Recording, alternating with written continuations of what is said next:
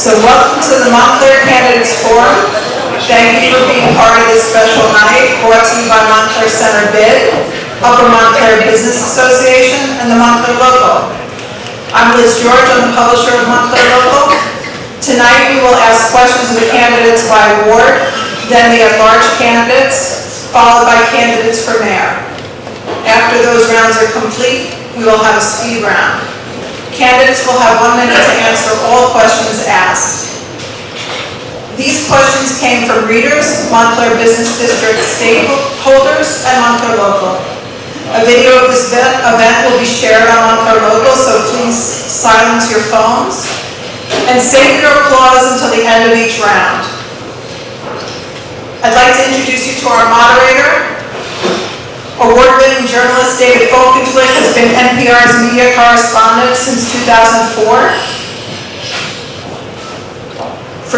which is 20 years. The son of an Elizabethan scholar from Elizabeth, New Jersey. Folkenflik moved to Montclair in 2020 with his family, and we're so fortunate to have him here with us tonight. He's the author of Murdoch's World, The Last of the Old Media Empires, and editor of Page One, Inside the New York Times, and The Future of Journalism. He was also named to Business Insider's 50 Most Influential People in American Media. Please welcome David Folkenflik.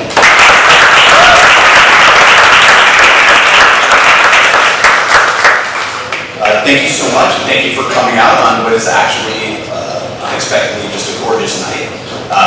People here on both sides, shall we say, of the aisle who care about the future of this town, their families, their businesses, the surrounding community. We appreciate your time. You're coming to learn more about the candidates. We appreciate their time. People who are putting their names on the ballot, putting themselves forward for public review, for public scrutiny, public approval, perhaps in some ways public rejection. It takes some courage to do that, so one of the thanks for our candidates.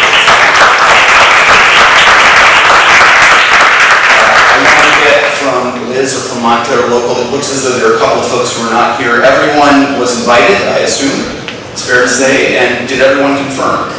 Yeah. Everyone confirmed, so perhaps New Jersey Transit doing its part to keep us apart tonight, but with any luck, we'll join us if possible, we'll make up for it. Nonetheless, I'd like to move forward as this has been created. We have a lot of issues to tend to. Montclair is a community and a town that has many strengths, many interests, many concerns, many things that bring us together, many things that drive us apart.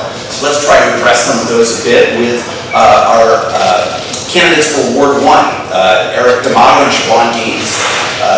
Please come forward and take a seat in these chairs. A moment for our Ward 1 candidates.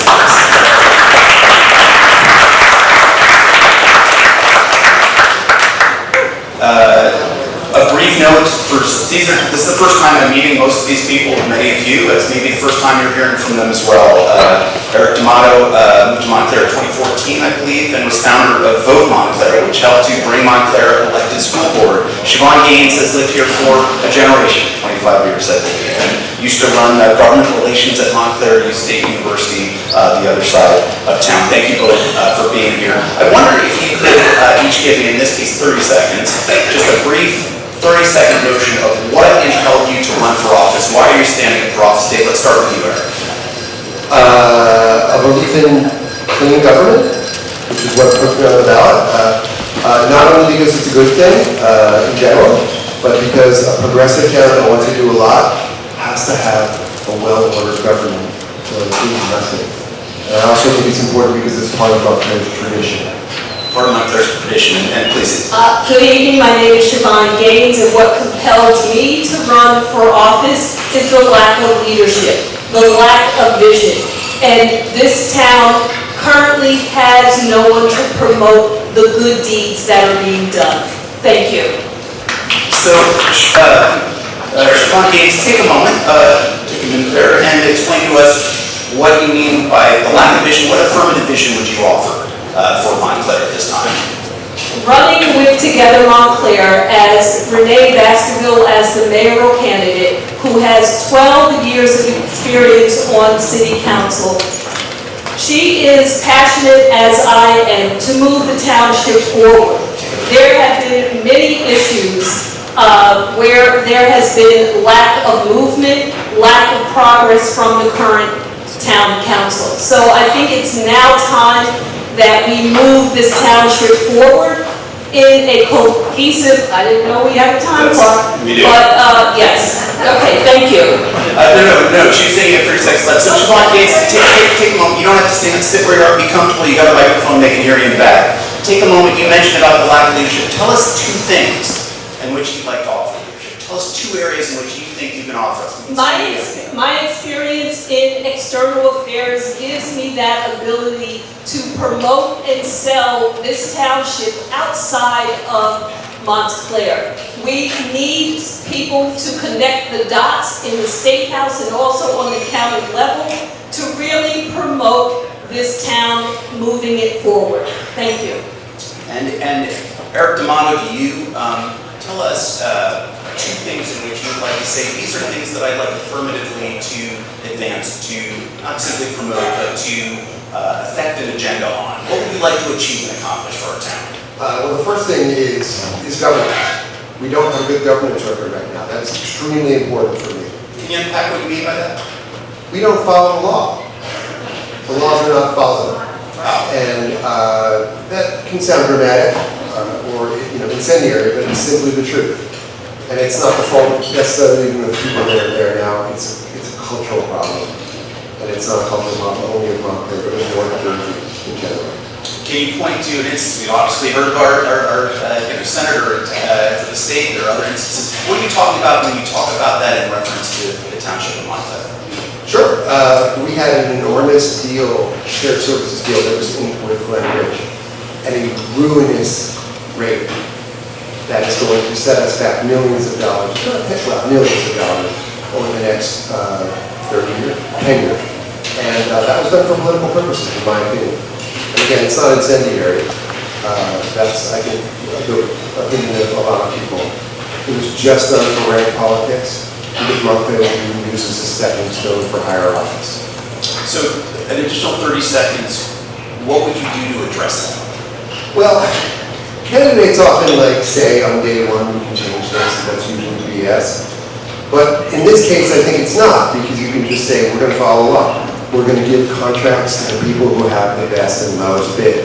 We're not going to have patronage hires. We're not going to sue ourselves or create lawsuits just so that we can give a contract to a law firm that's well connected, which has been the pattern. And again, not incendiary, just the fact. Siobhan Gates, we have a number of questions we're taking from the public. We've had some questions from tonight's audience as well. This event is being sponsored in part by the Business Improvement District in concert with people of Montclair Local. Tell us a little bit, as a member of Town Council, what key initiatives you might take to help attract and draw new businesses here. Thank you for that question. I think the allure of Montclair is one of our best-selling tips that we have. Montclair is a beautiful town. It's a walkable town, and I think any entrepreneur would welcome to be a part of this community. I support small business. Everything I have on today came from the Upper Montclair Business District. I support and walk that district constantly. Thank you. What do you think, Siobhan Gaines, about the proposals I've heard to the idea that we should shut down Church Street in the way in which you've seen a number of cities do across the state, across the region, to allow for sort of pedestrian walkways and the like? Do you think that would help businesses? Do you think that might harm them? What do you think the effects are for people here? Well, I think we shouldn't shy away from our parking issue that we have. Turning Church Street into a pedestrian walk, I believe, would be a good idea on certain days for certain events. The walkable town promotion is what we should be doing. We need to get people out of their cars, on their bikes, on their skateboards, and let's walk Montclair. What do you say, Eric? what's the balance that you can strike between the need to be able to draw people from other communities and the need to, by the way, for other members of the world, this is an excellent way to get in some anaerobic exercise and learn parliaments. What say you about the balance of striking, drawing people in and allowing them to park and drive here, and at the same time making sure that Montclairites themselves can walk through town, can bicycle, can feel safe with their children, parents, and the like? Well, I'll start with Church Street. I think it's an excellent question. I think Sean answered it well. But I would add to that closing it down can be done as an experiment. It's not costly to try something and see what happens. When you can do it, and that's a good example. Do we do it on the weekends? I did it in Europe for a long time near a street that was pedestrianized, and it was done badly. It was done prematurely, and it didn't work. So we shouldn't be ideological about things like that, and we should try to be creative. Overall, I think Montclair does draw a lot of business, and I don't think we need to give handouts to anybody, because that's the first thing. And what we should do is give people a predictable and certain regulatory environment and services that are good from the town that they pay for. And whether that's a building department or anything like that, the government should just do as good of a job as many of our local businesses do. Eric, I'm going to keep you on this one. You said you wanted to, you're running on sort of a competent, good government platform. One of the things I've noticed is that, as somebody who's relatively new, just shy of 4 years here, is the unpredictability of the kinds of things that the council finds itself voting upon. They can be vastly, universally important things. They can be peculiar and granular, down to whether or not a sign is erected saying that you can park 6 or 12 yards away from the end of the corner. Where is the right scope of the authority of the council lie? Where should it be delegating, and where should it be taking such decisions into its own hands? Well, it should be, delegating is maybe not the right word, but it is not a micromanager of the town, right? And everybody should know, we have a town manager, we have a system. Now, a lot of people who get into the weeds think it's not a good system when they first look at it, and then realize that if it's staffed correctly, works well. So, as councilors, we would not be allowed to talk to line employees, and I think that's a good thing. We set policy.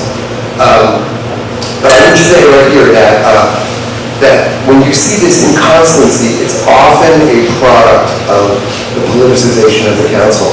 And there's an irony based in it, which is that as the council has become the creature of professional politicians, the actual government has become our church. And I want to reverse that. I want to make the council a place where civic-minded, essentially amateurs, sit. Regular people, and I want the government to be professional. Slightly different cast. How much oversight do you think is appropriate and important for the council to be doing on the activities of the city government on our behalf? Well, I believe that the city council should have absolute oversight.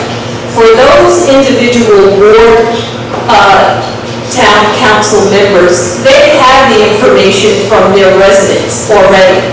We should be working hand in hand with the town manager to ensure that every issue is resolved as a collective body. So working together hand in hand with the town manager and being the eyes and ears for that board is our job. Thank you. Sean, I want to hold you there on this, though. This is a terrific sentiment. I think we're in favor of it. I think you find about 120% of your potential constituents in favor of this. How do you achieve that? First, you have to ensure that you talk to the residents of your ward. You have to listen to what people are saying. I think right now we have lost the public trust because this current town council wasn't as transparent as they could have been. So we have to talk, we have to listen, and take action. This is what the people want, and this is what the people need. Thank you. What does transparency mean to you? How do you translate that into action? Transparency means talking, listening, and getting resolution. Transparency. I cannot hide the fact that I'm a female. I can't hide the fact that I walk with a limp. So it's transparent. So we end those issues and those concerns that aren't transparent. I think it's the job of the town council to bring forth to the residents of Montclair. Can I ask you, as a person who's been a journalist for, can't do the math, it shows you what kind of journalist I am, but 30-some years, I would argue there's a different definition of transparency that often involves the transparency of information about the workings of public government to the public itself. What are you willing to commit to tonight on that behalf? What are you willing to do to ensure that what is often experienced as a rather opaque institution, an opaque process where our money goes, is clear to the public? I think that all information should be transparent information. It should be given to the public. If you are paying and living in the community, you should have all the information that I have. I'm going to ensure that my residents have as well. Tamara, why don't you weigh in on that as well? Talk to me about the degree in which you feel transparency plays a central role in township administration. An extraordinarily important role, and one that for me is very personal. Going back 30 years working as a journalist, also and as a consultant for the World Bank, I went around when the transparency movement started. I knew people who started Transparency International. So this is something that I had, and having lived for 15 years in Hungary, one of the world's now notorious, sort of quasi-despotism, it is something that is, I think about when I wake up in the morning. We have acts, again, we do not follow the law. We have the Open Public Meeting Act, routinely flaunted, the Open Public Record Act, routinely flaunted. You just need to follow the law. Last week, and when there are good things that are done, sometimes they're not transparent. The voting on creating the senior center, it wasn't on the agenda. I thought it was a good thing, but it wasn't on the agenda. So just these basic things we need to do, and again, you need to be a person who really feels that this is important and has felt that way for a long time. All right, I think that's what we have for this point in the individual round for the first board candidate. A round of applause. We'll hear from them.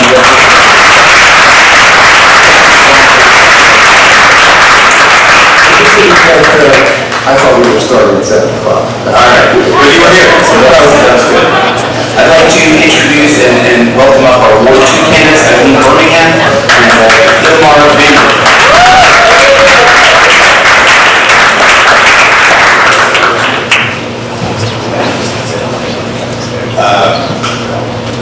Eileen, briefly introduced, is a research doctor. She moved to Montclair a decade ago and raised concerns about Montclair losing money in its fire services agreement with Rich. Dilmar Van grew up here in Montclair, has served in many roles in Montclair Public Library, and is running the good government team. Welcome to you both, and thank you. Dilmar Van, you're running with the good government team. What does that mean? And if everybody can see me here, it's all right, just because I don't want people jumping up and down too much. What can you tell me that you want to achieve with the slate you're running on, but also personally? What is tangibly important to you about serving on the city council? Well, those are three. Hello? Try that one again. Hello? Yes. There's three different questions there, I think, right? Because, why I'm running with a good government team, first of all, because to me, that means consensus and collaboration. Once we get on the town council, and hopefully all of us will, because it's a consensus-driven process. And in order to get anything done, one needs a minimum of 4 votes and the cooperation of one's fellow council members. What I'd like to do, a couple of priorities that I'd like to see personally get done is a complete update and upgrade of our municipal digital infrastructure, which according to our manager is from 1986. I'm the only candidate who seems to be talking about this. We also desperately need upgrading of our physical infrastructure, which is deteriorating rapidly as we are sitting here. The can has been kicked down the road far too long, and it's going to come due with this next council. So those are just 2 of the agenda items I'd like to get done. Terrific. And Eileen Birmingham, tell us a little bit affirmatively about how Montclair looks different 40 years from now as a result of some of the leadership you've helped to provide? So some things I'd love to see in 4 years: sustainable budget, knowing that we're sort of on track with a budget that makes sense for the values that we as a town collectively have. To Omar's point, infrastructure, making sure that we have addressed our infrastructure needs. We have a beautiful, lovely town, but it is an older town. I think we need to take care of our infrastructure. And thirdly, and I think you're going to hear this from all of us, I think we would love to have the idea that we have a government that we can trust, a government that is communicative, and a government that is collaborative. Eileen, how do we get there? So, in my line of work, we have an acronym. Let's be clear, the word clear. Everything we do needs to be careful, lawful, ethical, accurate, and responsible. And I think if we can sort of use those principles, that we are all together working for the good of the town, using data and information from all sources, listening to members of our community, in all wards, and I think, again, coming together and agreeing on goals and being very open about what we're doing and why we're doing it. I think those are really key things as we go forward. So every time Joe Biden says, "Let me be clear," you get a little thrill. Delmar, people talk about the balance of the town a little bit. People want there to be, increased tax revenues in part because to fund all the wonderful things we envision for ourselves, our families, our children. People want to retain the feel of this being a bit of a small town and, being a place to raise families. Talk to us a little bit when you think about something that's schematic about what's been on the agenda for many years but never quite decided. And that's the Lackawanna development.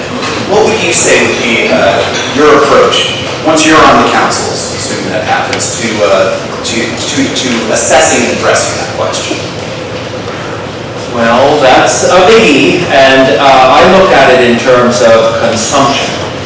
Obviously, everything has pros and cons and checks and balances, and I look at it in terms of what the usage of our town resources and energy would be. Obviously, it would be more people plugged into our electrical grid, more people using our water supply, more people with vehicles on our roads. So we would have to look at that and make sure that we have the resources in place to maintain and sustain that infrastructure, that the additional populations that would be moving into that development would be using and possibly putting a strain on.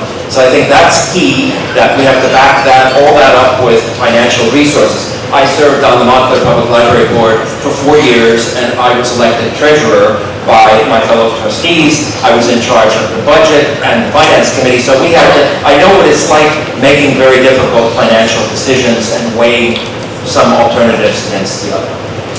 And Omar, tell us a little bit about the balance of, there are at-large council races as well, but you're representing or seeking to represent the second ward. How do you balance the interests of your constituents with those of the township at large? Oh, very simple. I mean, I've lived in the second ward all my life, 55 years. I think it's wonderful, but I think we are one Montclair. The ward lines are artificial boundary lines drawn solely for purposes of voting and political jurisdictions. We are all interconnected with the same air, the same water, the same infrastructure, the same roads. None of the wards can exist as an island unto themselves.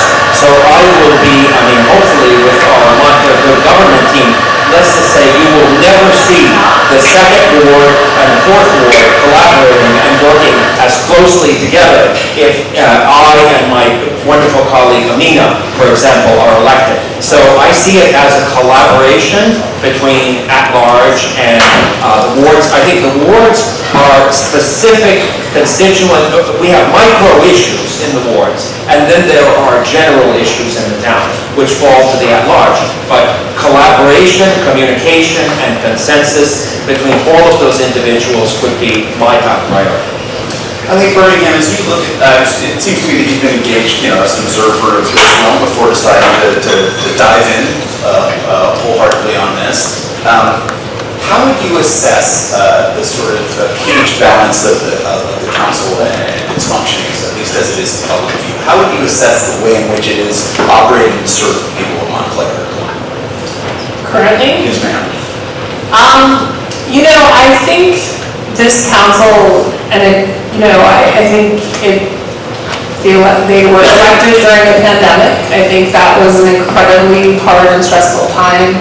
I think the council sort of had a hard time maybe gelling and reaching that collaborative point. I think that the council developed a way of working where they were working in small committees and sort of making decisions in small groups and not really sharing enough with the larger council. I think it should sort of be standard at council meetings that the committees report out, what they're working on. I think, for example, I remember being very surprised the night when they said, we're going to be voting on Montclair Plaza tonight. And it had never really come up before, we're working on Montclair Plaza, and, we expect a vote next week, or, so, sorry, that's my time. Then let me ask you to sort of go a little bit further. We're a town of astonishing resources. We have wealth in Greatway. We have incredible wealth of different kinds of communities and people that make up this city. We have intellectual capital here. We have a professional base. We've got a university. Why do you not see that rigor and that level of sophistication brought to bear on the stewardship of the town itself, at least in the diction of your life? Again, I think that there was a lack of communication, and I think they developed a way of working that did ultimately skirt the law. I think we can be honest about that in terms of they were voting on things and doing things in private that they should have been doing by law in public.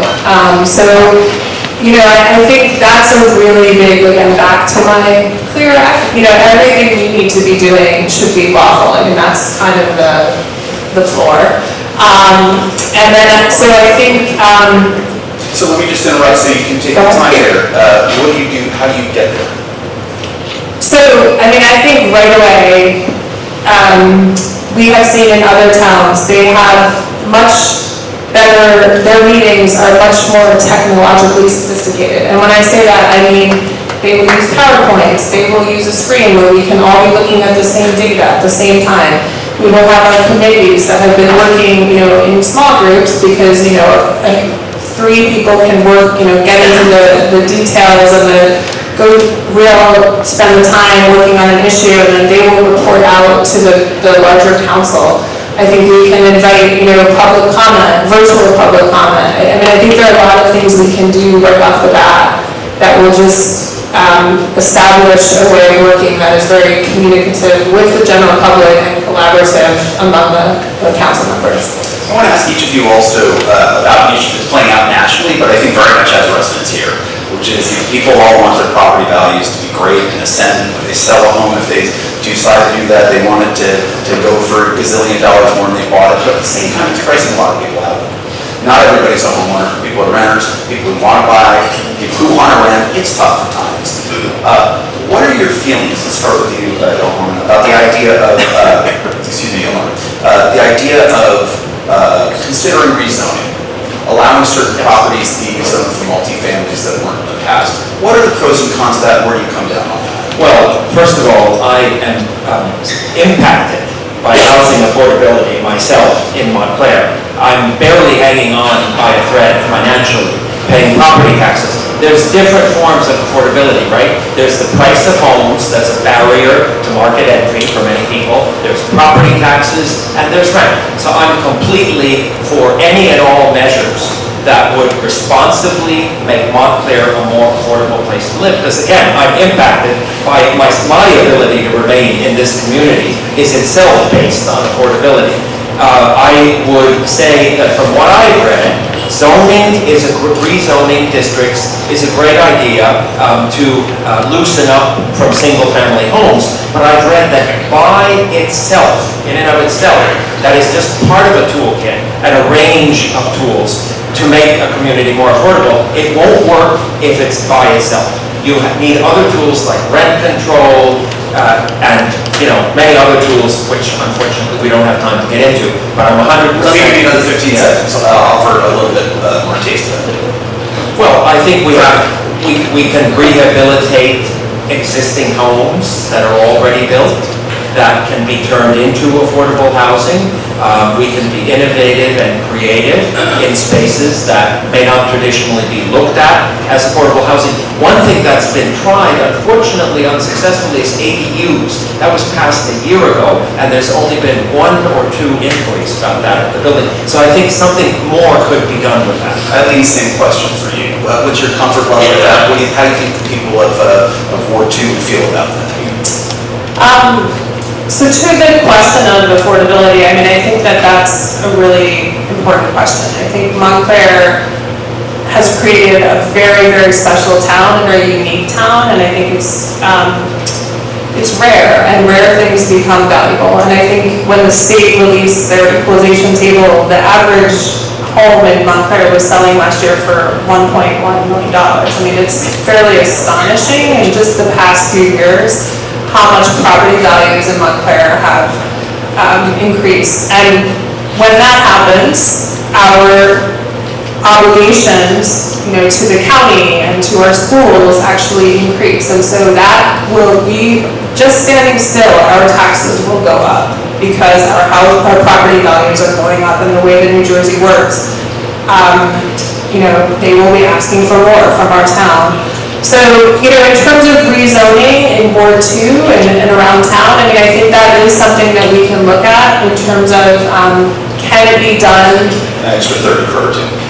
Can it be done well? I mean, I think we have examples just in Watchung Plaza of, Watchung Deli is a really nice, Milburn Deli, sorry, Milburn Deli is a really nice example of a residential mixed-use property that fits into Watchung. People have built above, storefronts as well, and I think potentially expanding, small, modest 2-3 family housing, is something we could look at. Just 15 seconds apiece. What is the hot button issue each of you heard from most of prospective constituents? The people volunteer to you. Definitely in Ward 2, Woodman Field and environmental concerns and the trees being removed. And that, if I'm elected, will be at the very top of my agenda. I was the only one of all 15 candidates who attended the initial board meetings when that issue came to light. Let me give that to Eileen as well, all right? Woodman Park, and you, Eileen, what are you hearing? I'll cheat and say 2. Do it. Taxes and street safety are the 2 that I'm hearing a lot about. People aren't very rest. And we'll hear more about each of them. I think we can go down. Let's thank our 2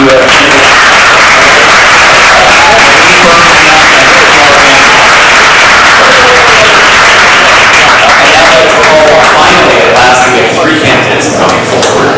This for the 3rd ward. We have Rahum Williams. Good to see you, sir. Roddy Moore and Lenny Tiburcio. I hope I'm getting Tiburcio. I apologize. My last name is Folkenflik, and I apologize. Rahum Williams moved to Montclair 2015. Decades of experience in commercial finance, I believe is right, and looking to focus on Montclair's budgeting processes to enhance efficiency. Roddy Moore moved here, I think, in 2012. That's not right. Works in risk managing, running with Montclair Good government team, and Wendy, my new friend Tiburcio, moved here in 2011. And if you may have seen her on Instagram promoting Montclair businesses under Montclair Misa, I think is, right? A little apt plug there. So let's focus a little bit, each of you, just to start. First, maybe just a quick lightning round, 30 seconds apiece. One issue that you really want to focus on in your 4 years on council. Let's start with you, Rodney. You hear me? Yeah, great.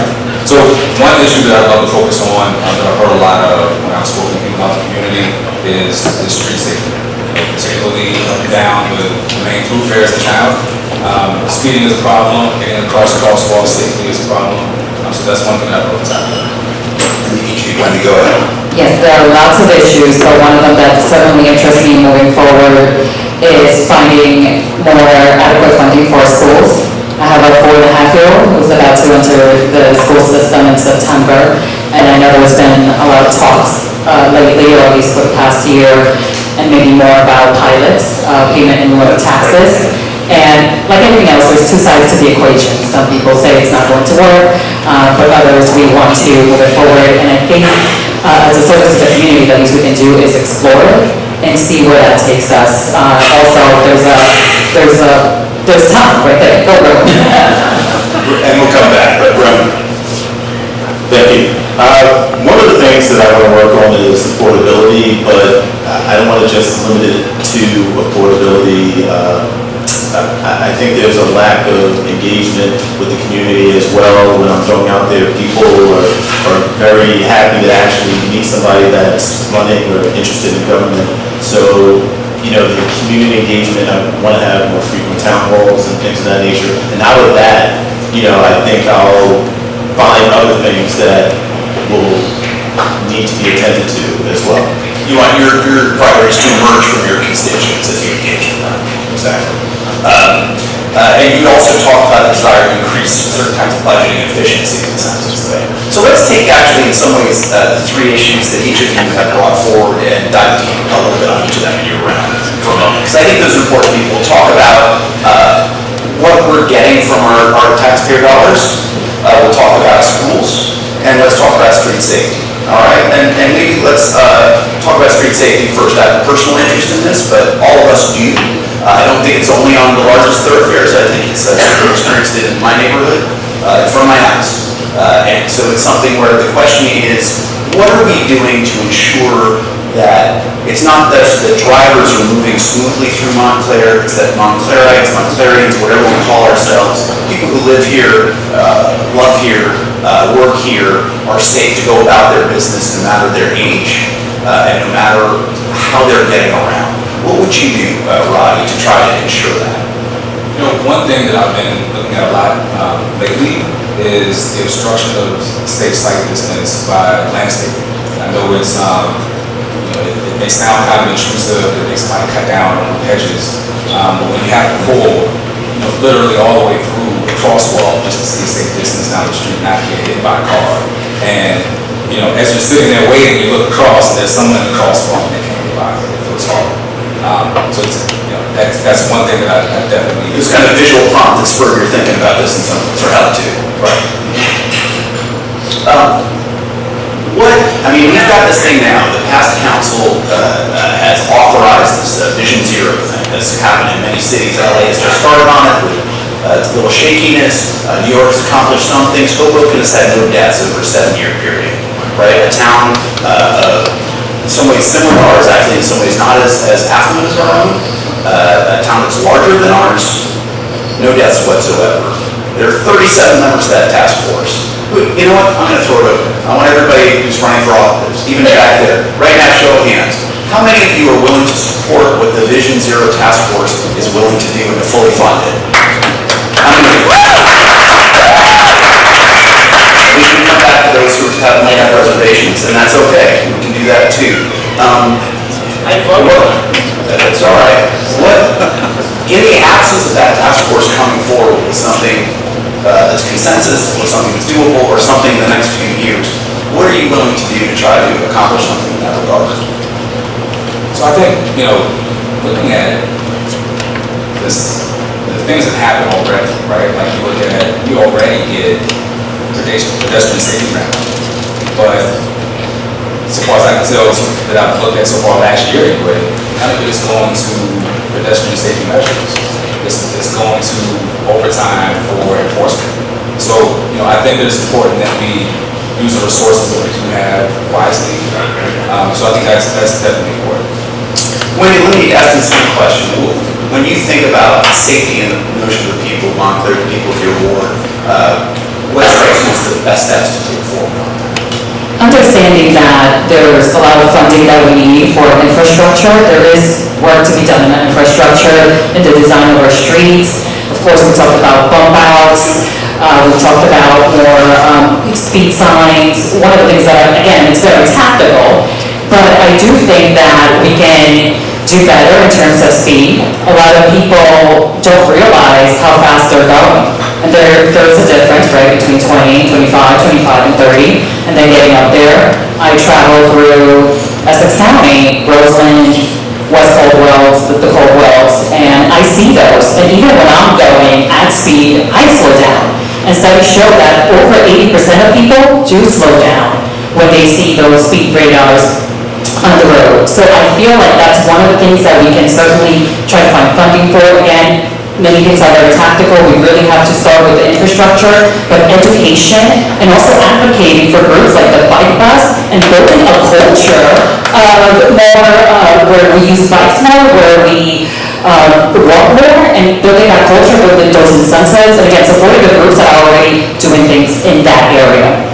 And what is your belief about I'm going to give her an extra 30 seconds, a minute on this, your belief about the appropriate balance to strike? There are those, when you talk to city government, they talk about the need for policing, they talk about the need for speed limits. You're talking about sort of reconstruction of infrastructure and sort of mind space as well.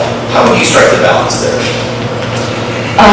The balance, we can strike the balance again, really having to look at the budget, and the budget is actually being worked on as we speak, but seeing what are those things that we can move forward. Some of those things, perhaps they have been on the books, but haven't moved forward in the past couple of years. Some of the ideas that we're discussing, it's not the first time that we are. So trying to find where is the bottleneck. If we mentioned that 4 years ago, why hasn't it been done? And as you mentioned, in corporate America, I specialize in marketing communications, but beyond that, in employee engagement and culture, and building the cultures where employees can thrive. And I am fully committed to building a culture where our residents can thrive. When I was 9 months pregnant, I was almost hit by a car passing Bloomfield and Glenridge. Unfortunately, the person crossing, we were literally crossing, and she was hit. She's alive, but it was ugly. I will never forget it. And I think for us, there's a lot of education, a lot of culture building in terms of making our streets safer. And Rahum, how does this sit in with kind of how you're conceiving the role of being a council member for your ward? Well, to tell you a little bit about myself, I am literally in the streets every single day, running, and you'll see me going to Bay Street in the morning on my scooter with the biggest helmet you've ever seen in your life. So, and my car is about 2 years old. I have less than 11,000 miles on it because I'm out of my car more than I'm in it. So this is something that I'm very passionate about. Every time I go out for a run, I'm almost hit by a car by someone that is looking left and turning right? Or the folks that are going to the stop sign and they just take their foot off the accelerator instead of actually hitting stop, the brake. So, this is something I'm passionate about and I'm affected by it. So I would definitely be an advocate for, any sort of measures. And we have this, we have the Vision Zero policy in place, so I would advocate for that, and I would also want to engage with folks in the community to see what else that they need. I'd like to speak with you for a moment. You talked about the importance of good governance and sort of focusing on management in some ways. In a number of things, including Vision Zero, that these may be appropriate things to do. After all, there are expertises that don't coincide with who happens to be on the council at the moment, where it seems as though the council sort of assigns things to task forces, advisory groups, outside things, and then things don't happen. How do you make sure things actually happen on behalf of the citizens you represent? Well, I can tell you a perfect example of that right now, right? some of the folks right in here might be my immediate neighbors right by my house, and I found out that some of them were getting flooded in their basement. There's a culvert that goes to their property, and their basements are filling up with 3-4 feet of water. I didn't wait until I'm on council. I have this platform now because I'm a candidate. I'm a shiny object. So I used that, and I went to the town manager, and I said, hey, we need to set up something for these people so that you can give them guidance on how to deal with this flooding that's going on in their properties. No one should have to live going into their basement and seeing a river each and every time. So I'm doing this stuff. I'm not waiting until I'm on the council. I don't have expertise in engineering or flooding or anything like that, but I care. So that's a good thing. And what would you say to that, Ronnie? What would you, is your microphone on? I apologize. In terms of making things work better, one of the surprising things to me is, as I mentioned earlier, is for the amount of money that comes into town hall, for the amount of the ambitions of people for their community, the extent to which both, it's not clear to me what's exactly done with the money, and once you do know, it's not clear to me what we've actually accomplished all the time. There's some good things, but it's not always clear to me. Well, how do you ensure that the government is working perhaps more responsibly, more transparently, and more effectively for the citizens of Montclair? I think you mentioned the budget. I think it's important to be honest with residents about what the composition of the budget is and what makes the burden so sticky, right? And so almost 60% of the municipal budget is all employee costs, and 90% of those are unionized, but they're sticky. It's like that's not something that we can necessarily change. Transparency-wise, I think that it's for me, that's like the foundation of integrity. I think that it shouldn't be a black box. I don't think that I get that there's the Oprah laws, but I don't necessarily think that you should have to file Oprah to get certain information. Explain to people what that was. So it's the Open Public Records Act. So if you want to know something about the town, you actually have to go to the town and request that information. I would like to see a lot more reporting, proactive reporting from the town across departments, so that it isn't such a black box. I mean, it's to me, coming from a corporate environment, it's like something that you don't even think about in that space, because it's just such a part of the fabric of the day-to-day. That's something that I would love to see as part of my players as well. And how would you characterize it? I'm not saying on a scale of 1 to 17, but how transparent is it to you? It sounds like you understand how to read a spreadsheet. How transparent is it to you going there and looking, whether on the website or I guess in person, as to what's being spent on our behalf? It's for me, it's not necessarily presented in a way that I would expect it presented. It's like a very, what I've seen is like a very old school accounting method as opposed to, summary and reporting kind of reporting. So, that's something I would love to change. And I'd like to go to you, Wendy. Tell me about your aspirations for making this place click quicker, making it more, be more like a smooth running engine, if you will. Sure, absolutely. So as I mentioned, my career was in communications. And as I was asking neighbors, what do we need more of course that kept coming out. Many felt disconnected, or they felt they didn't know what was going on, or they heard something in the news or from somebody else, perhaps. They just didn't know why it happened, or why did we pass this. So I think we can do a lot better in terms of communications. I would love to see more town-wide strategic communications, more mediums, more two-way mediums for our constituents, our residents to be able to tell us what's going on, how they're feeling. Rahul mentioned town halls, and the same way in terms of having more community meetings, because at the end of the day, the council meetings, they're usually one way, and that's the way it's designed. It's not really the place to solution through something or design think. I'm a big fan of design thinking, where we dig in there and roll up our sleeves and let's come up with ideas. Let's talk about the good, the bad, and the ugly, and let's innovate and move things forward. I want to give a little more time to drill down a little bit on that. I think that's a really interesting point. It's almost as though your aspirations are greater than mine. It seems like a lot of town councils are often the moments of resolution. You say it's not a moment for solution, right? But it also seems to me, as somebody who's attended a number of them now and watched them online, I'm not entirely clear what's happening in there. You're saying the answer is communications.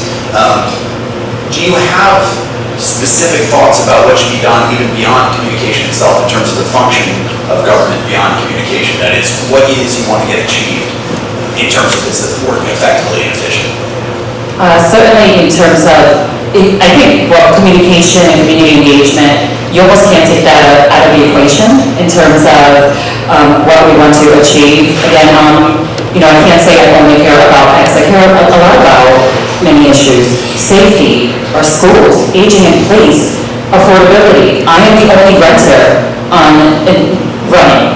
So I would also represent those, or one of the few renters running. I'm not sure who else is a renter, but my point is that also, of course, we have high taxes, but also looking at all kinds of equations and making sure that also renters have the resources that they need. For me, mostly, so many things point back to community engagement and us being able to really spend time into assessing the budget, what's going on.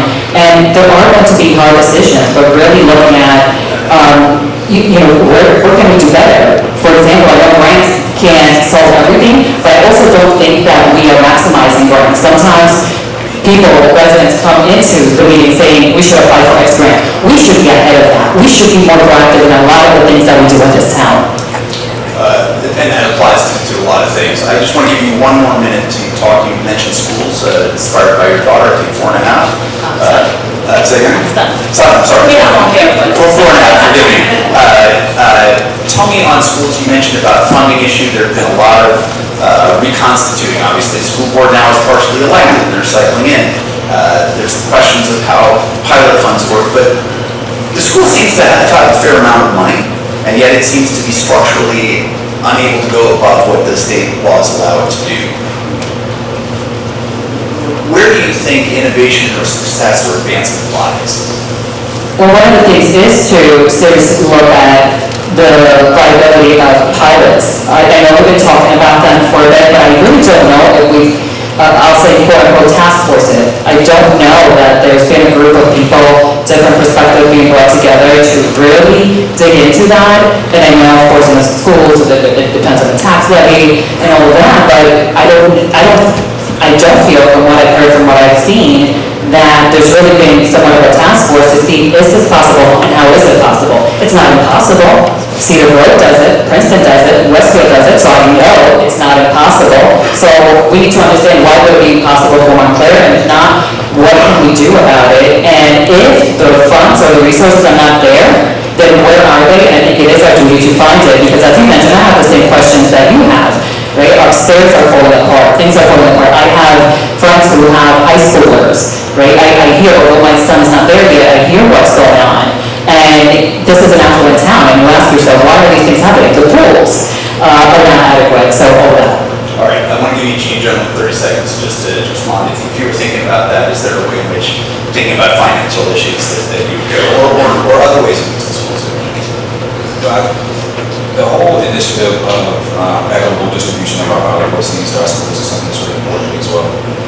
I've got 2 kids in school, and when I think about firing teachers and paraprofessionals, in the next breath tripping over ourselves to develop these tax breaks for pilot programs, that just doesn't sit well with me. So I get that there are budgetary challenges with existing pilot proceeds, right? Because if you take it from one place, you got to get it from another. But going forward, it's like I don't see any reason why we couldn't allocate something from new proceeds to our schools. And Reverend, last word to you, sir. Yeah, I agree with everything you just said here. I have kids in school, probably a lot of kids in comparison to everybody, but I want the schools to be strong and funded and have ample resources here.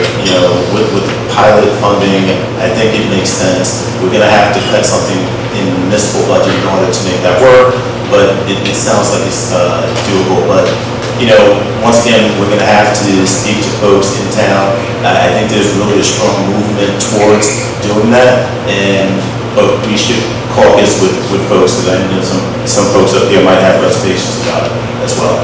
Ladies and gentlemen, your Ward 3 candidates.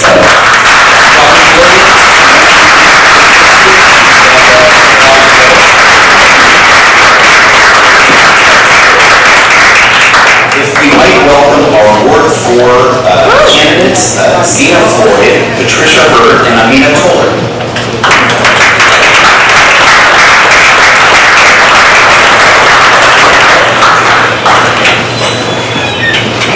In here. Thank you so much. Appreciate it. And let me tell you, we have some ringers for you here with the 4th Ward. These are people who have been here more than a season or two. Zena Floyd, Zena, raise your hands so people know. She moved here in 1988 and is the newest of the arrivals. I might add. Her husband is lifelong Montclair, president of the South End Business District, owner of Cafe Mosso, and been on the COVID task force. Patricia Hurd. Please raise your hand, Patricia. Thank you so much. Lifelong resident of Montclair, was a prosecutor in Essex and Hudson counties, and a professor at Montclair State and Keene, I guess, University, forgive me, and currently legal studies teacher at the Johnny L. Cochran Jr. Academy in East Orange. And Amina Toller, please say hi to the crowd as well. Lifelong resident, was a 2022 New Jersey Heroes awardee from Mikey Sherrill, the U.S. Congresswoman. Was a founding member of Montclair Mutual Aid and been involved in an activist locally. Thank you each for coming tonight and for taking part and putting yourselves forward to represent the district. Let's start with you, Amina. Take a moment and describe for us what you'd like to accomplish from Montclair, what it looks like that's different as a result of your presence on public office. Thank you for the question. During my campaign these past few weeks, speaking to residents in my ward, 4th Ward, a lot of the conversation has been about overdevelopment, traffic and pedestrian safety, taxes, a few capital projects, and I think that our residents in the 4th Ward, many of them aren't heard or they're not aware that certain issues are happening at Town Hall. So I want to ensure that residents are notified, that they have a voice, that they're aware of when meetings are, so they can come to the Town Hall and bring their concerns to the council. And let me ask that for each of you. Let me go next to Patricia Hurd. One of the main things that I see is that affordability. Just want to make sure folks can hear. Ms. Hurd, can you hold your hands in the back? Can you hold your microphone a little louder? There you go. One of the main things that I'm hearing from residents is the affordability of being able not only to live here, but as you get older to stay here. And that's very problematic in Montclair. Another issue that I'm hearing is what are we going to do at Montclair? So I think that is also a pressing issue. And finally, I feel that we really have to look at crime. I was county prosecutor and I spent 15 years prosecuting cases. But what we have to understand is that sleepy town of Montclair is gone. And while we're a nice community, crime travels. And if this is a nice community, the criminals will come here to do their business. I'm concerned that in the last 4 weeks, we've had cops, we've had police shot, stabbed, drug transactions, and we cannot ignore these issues. We cannot ignore them. So I'm going to sit down with the police director, also in conjunction with the county sheriff and the county prosecutor, come up with strategies so we can get it. Sure. I'll come back to you and I'll give you a chance. I just want to make sure each of the folks get a chance. Zena, Floyd, why don't you take a shot at that very question? How does Montclair feel different, look different, act differently 4 years from now as a result of your helping lead the town forward? Well, personally for me, I love progress as long as it's done conscientious and we're taking the community as a whole into consideration. One of the reasons why I made the decision to even run was because as a representative of the Southland Business District, I was limited to what I could do. We did a lot. Cleaned up the streets, put beautiful flowers, made sure the grass got cut. Because we're a county road, that takes a little bit more effort. I don't fault necessarily the township for that. I just think we needed someone to push forward with that. But for me, progress is important. Sustainability and development is important. It's inevitable. But one of the things that we should really also keep in mind while we're doing that is making sure that we have an eco-friendly community. Making sure that we're paying attention to how we're moving forward instead of just moving forward. Ideally, I think that Montclair needs an emission statement. And in order to do that, we have to understand what our community wants as a whole. All right, take an extra 15 seconds. What's Montclair's mission statement? Aspirational. Moving forward, pioneering for a community that as one we stay together and live together and we age in place together. Quick one.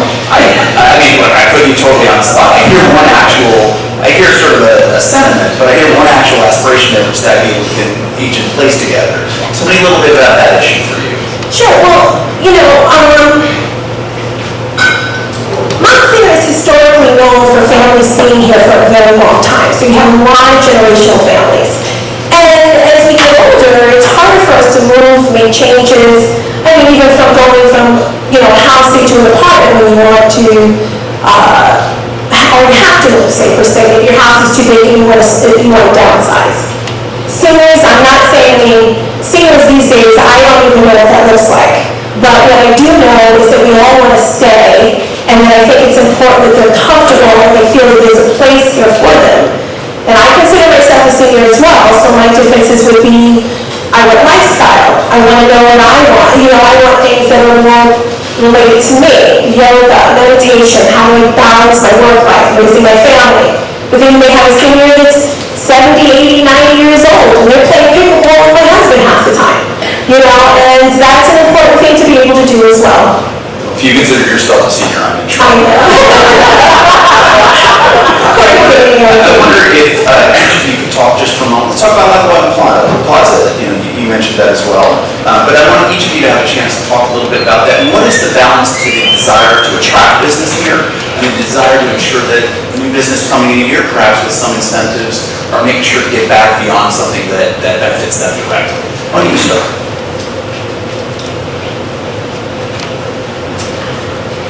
I think that Montclair can attract businesses because I think Montclair has a reputation, bar none. I don't think attracting businesses is really going to be the problem. I think the bigger problem is traffic. I think the bigger problem is parking. Tonight, I rode around for 20 minutes just trying to find parking. So, I think the businesses will come. I think marijuana is something that has just been stagnant for too long. And I always say, if not now, if we do not do nothing now, when will we do something? We have got to come together. And there is no perfect plan. We're going to sit down and at the end, everybody's not going to get what they want. But we have got to get it started. And why don't you just pass the microphone along and we just do each of us. Go ahead. I love the idea of Lac Plaza, and I also love the idea of being in the Fourth Ward. As we all know, the Fourth Ward is a very unique ward. It's multifaceted in different ways, economically, ethnically, and culturally. And I think Lackawanna is a pinnacle in our town, in our community. And for it to sit for 13 years unattended is just not acceptable anymore. And additionally, we've had other developers that have presented to do things with Lackawanna. We've given them all a very hard time. So we've had this Lackawanna project. I think it's a good start. I think we obviously need some tweaking. We need to understand what exactly is going on based on the experts that will share that with us as we move forward. But there is no way that I would ever suggest that we do not develop Lackawanna Plaza at this time.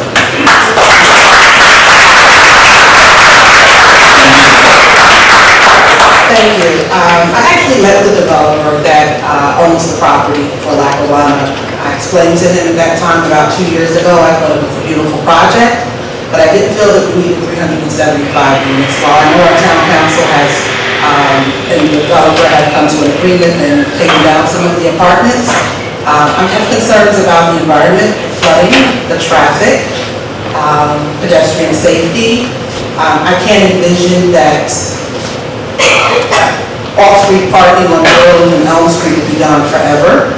I'd like to see something at Lackawanna, perhaps, the retail stores would definitely need a supermarket, not a grocery store. Definitely, I would like to see maybe some affordable housing, actual units instead of 300 apartments, because I really have concerns about traffic. And just so people understand, Lackawanna actually sits on the 3rd and the 4th ward, so it's not just a 4th ward project. The way that it's set up right now, all the traffic will come in and off of Glenridge Avenue, and that 3rd ward, Forest Street, Willow, Clover Hill Road, they're gonna get a lot of traffic. But we need to tweak it and sit down and talk about it. And let me just ask quickly, we talked a bit about transparency earlier. For those candidates for the 3rd ward and the 4th ward, do any of you, just by a show of hands, have either financial or other affiliations with Lackawanna? Anyone at all? There's a good chance to get out of the way if so. There's no aspersions being cast, but it was being asked by a member of the public, so I wanted to ask the question. Let's talk a little bit, Amina, I was asked this by one of the readers who wrote in. Talk about the role of festivals and events downtown throughout the town, including Jazz Festival, Montclair Film, UMBA Sidewalk Sale, Lunar New Year, African American Heritage Parade, API events. How important are those to the identity of this town? I think all of those events are very important to our town. It reflects the diversity of our town.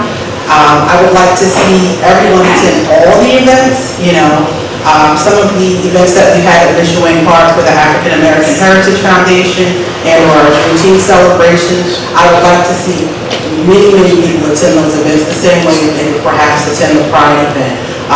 Our festivals are big money makers for our businesses, so we're definitely proud of that. We're proud that we can show off that we can put on such events and festivals in a proper manner. There are no issues, no concerns, no fighting, or anything. It's a great thing to have a town, to be able to live in a town where we're able to put on so many great festivals. Zena Floyd, I'd like to ask you a question that gets at the nature of the town a little bit, and talk a little bit about what you feel the role is of the town council itself. I asked this a bit earlier. I'm interested in the nature of the role between oversight, which I kind of tried to address and didn't quite get through to, and sort of action. That is, where you would draw the line between things the council itself needs to make decisions on and things the council instead needs to sort of set a philosophy or policy for and let the professionals that are hired at town hall address and implement. I think that is an excellent question. This is a volunteer position, for the most part. So we're committing... Not a lot of money. No, not at all. So we're committing 4 years of our lives to gifting our mind, our thoughts, our resources from all of us being professionals in different areas to the town. But one of the things that I think has not resonated properly is the idea that we speak for our constituents. Not what my opinion is, but what my 4th ward particularly would want. The way I would like to do that is one, I think we definitely need an upgrade in our Montclair system, like overall. I mean, everybody's into social media and technology. We definitely need an upgraded website. But how about an opt-out? Meaning that whenever there's agendas, whenever there's issues going on, the town gets a blast on their email about what's going on. Maybe not every subject, but the ones that matter. So then now I can go, and because I'm one vote collectively, and I can say, so we've had our community meetings, we've had a poll that's gone out for my ward in particular, and this is what I'm coming back with the answers for, and hopefully we as a council collectively can come to a proper decision based on each ward's needs. And Patricia Hurd, I want to give you the last word for the 4th ward here. It seems to me, just as an observer, that the past session town council has been marked and at times driven by a kind of divisiveness, of acrimony, people accusing other members of the council of not reading them into what's actually happening, decisions being made the same nights that they're announced, that they're about to be made. So not a lot of time for public input or deliberation. How do you get past this notion of acrimony for a town that seems so lady and gentle as one wanders through? Well, I would like a recommendation for a code of conduct to be established once the new board is elected. I think whoever is elected, that we have to work together. While we all have one vote, we have a greater mission, which is Montclair. But I would ask that the code of conduct, we sit down, that all of the council members commit to that code of conduct, and that we get some things done. Montclair is a great town, and having grown up here, I really didn't understand the needs of it until I went to college, and really found out how special this town is, and I'm hoping that we can keep it that way. Before I relinquish this board, for everyone here, a question from the crowd, from this crowd actually tonight, came in. Show of hands, how many of you are willing to publicly condemn toxic attacks against any candidate or slate, even if it might benefit you or your slate? All right, asked and answered. Let us thank the candidates for the fourth award.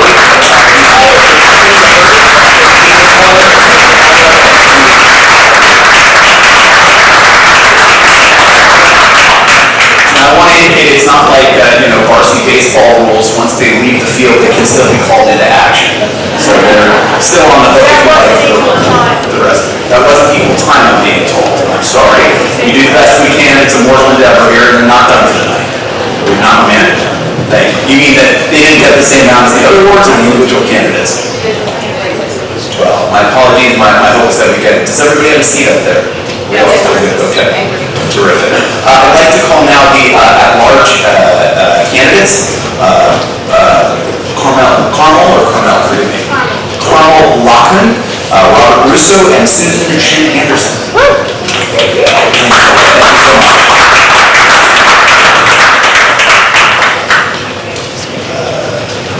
Forgive me here. Carmel is a longtime resident, I believe 37 years here in town. Served 8 years on Montclair's planning board, and is running with a good government team.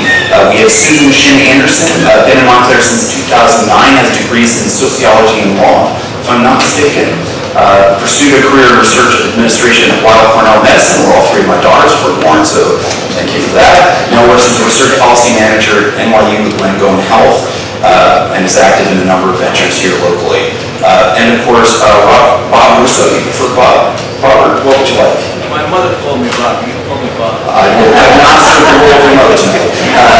Has held council seats numerous times, 3 different seats in fact in this council. Was mayor for 4 years at the start of the millennium, Bob Russo as well. So let us welcome our at-large.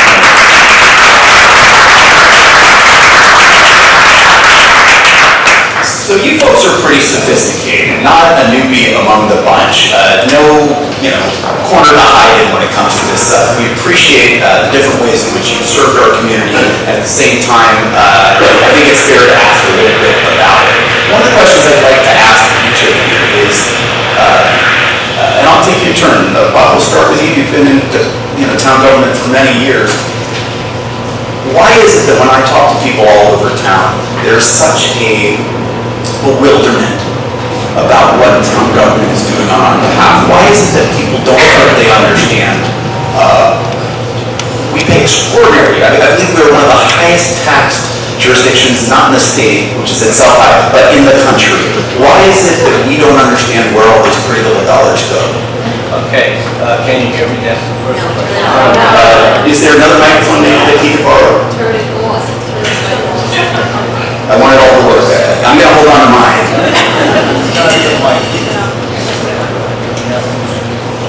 I don't really need a mic, but You know, you all know me, I've been 30 years since 1992 when I served as first ward council member, and I understood that my role was to respond to all the residents north of Watchung Avenue.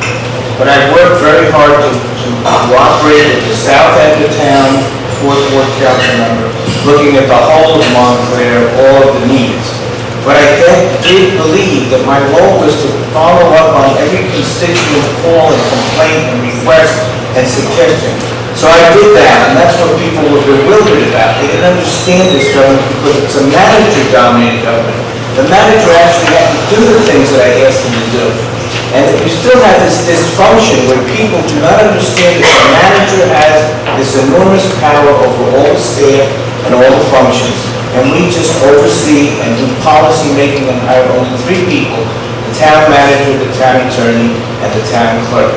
But we should make a change in this, I believe. We need to have a change to ward elections being staggered, so people are not all new. They're going to get an all-new council, thank God, I say, and I'm going to be there hopefully just to give them my information, historic knowledge, experience to assist all the great new people who will be elected in 2 weeks. So can I take another moment, and I'll give you a little extra time, but let's drill down a moment. You're saying essentially it's unfortunate that we as the constituents don't understand that. I would argue, maybe I'm wrong, as a member of the public, as a journalist, fundamentally it's the position of public officials to clarify for their constituents what's going on.